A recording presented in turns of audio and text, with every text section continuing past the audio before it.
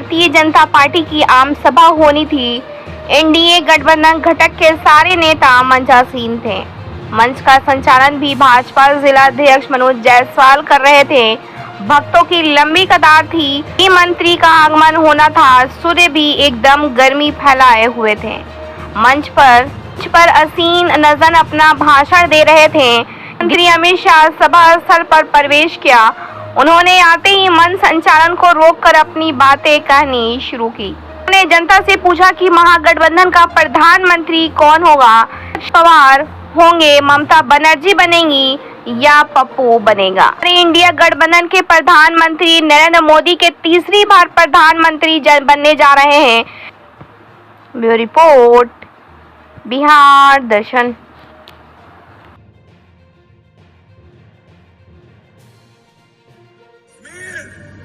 भारत का है, रहेगा और हम उसको लेकर रहेंगे। भाइयों, ये राम जन्मभूमि का मंदिर अयोध्या में बनना चाहिए था या नहीं बनना चाहिए था? जोर से बोलो भाई, बनना चाहिए था या नहीं बनना चाहिए? 70 साल तक ये लालू प्रसाद जी और कांग्रेस ने राम जन्मभूमि का मंदिर को रोक कर रखा। मोदी जी को आपने दूसरी बार प्रधानमंत्री बनाया। 5 ही साल में केस भी जीता, भूमि पूजन भी किया। तो आपको बताओ, सीवेश राम के नाम के सामने कमल का निशान है, उस पर बटन दबाते ही मोदी जी प्रधानमंत्री बन जाएंगे। सीवेश राम को दिया हुआ एक वोट नरेंद्र मोदी जी को प्रधानमंत्री बनाएगा।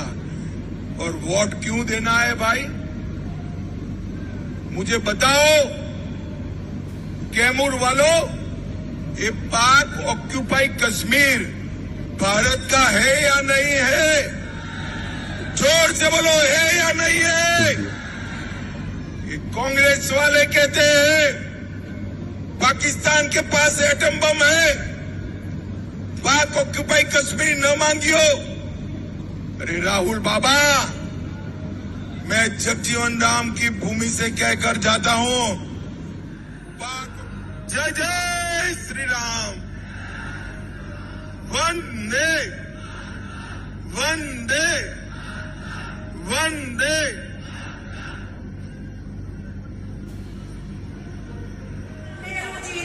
और जिस तरह से कहा था कि हम बने तुम बने एक दूसरे के लिए, कहकर 370 लगाया था। और माननीय प्रधानमंत्री मोदी जी ने जिस तरह से दलितों को हक दिलाया, आरक्षण जहां आरक्षण का प्रावधान नहीं था कश्मीर में, वहां 370 हटाकर दलितों को उत्थान कराया, उसके लिए वोट देना है। आपसे हम एक अपील करना चाहते हैं, एक बात कहना चाहते हैं, पिछड़ों दलितों, याद रखिएगा 1953 में काका कालेलकर की रिपोर्ट इस कांग्रेस ने पेश नहीं होने दी थी। 27% जब आरक्षण की काका कालेलकर की रिपोर्ट को संसद में पेश करना था तो कांग्रेस ने पेश नहीं होने दिया। और इन्होंने कहा कि किसी भी तरह से पेश नहीं हो ताकि ये दलितों को, पिछड़ों को आरक्षण मिल जाएगा तो ये आगे आ जाएंगे। इसलिए अपील करना चाहते हैं, न आरक्षण खतरे में है, न संविधान खतरे में है, खतरे में इनकी दुकान खतरे में है। और आपसे अपील करना चाहते हैं, कि युवाओं की बात कर। और फिर 10 साल कांग्रेस उसको ठंडे बस्ते में उस पिछड़े मंडल आयोग को डाली रही। और अंत में जब बीपी सिंह की सरकार बनी तो उस पिछड़े मंडल आयोग के कमीशन को कैबिनेट में पास कराकर लागू करने का काम किया। कांग्रेस गठबंधन आपको चुनाव जिता रहा है, प्रधानमंत्री को अब की बार पुनः प्रधानमंत्री बनाने का काम कर रहा है।